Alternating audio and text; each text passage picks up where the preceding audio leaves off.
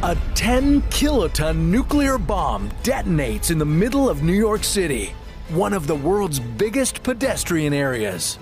The explosion generates a white flash brighter than the sun, momentarily blinding people for a 10-kilometer radius, as far away as New Jersey.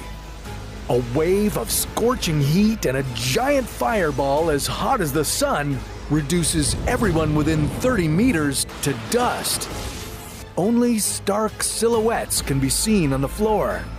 Nuclear photographs of what seconds ago were people.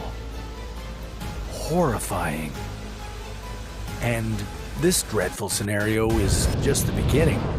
Today, we're mapping out a realistic simulation of a modern nuclear war. Oh my Lord! Which nation would strike first?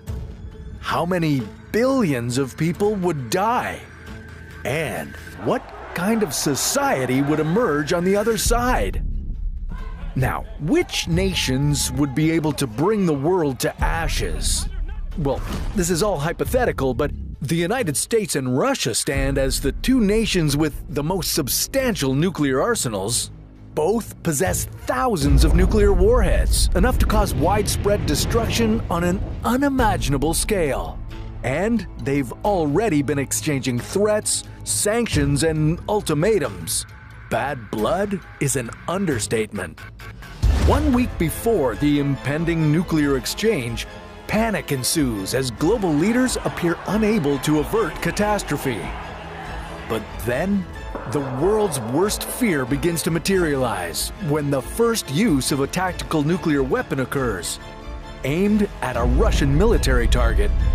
There's an immediate loss of life and property near the strike zone. Panic spreads. Head to a fallout shelter immediately. If shelter isn't accessible, go to the most protected and insulated area of your dwelling because this is just the beginning. Russia, China, and Belarus are preparing a counterattack. US NATO allies are just as ready to push their red buttons. The fateful day arrives and the unthinkable occurs. Nuclear warheads rain down upon major cities, military installations, and key infrastructure. The initial strikes claim millions of lives in mere hours. The detonations trigger a series of cataclysmic events, including a powerful shockwave. Let's investigate how a shockwave affects people at varying distances from the epicenter.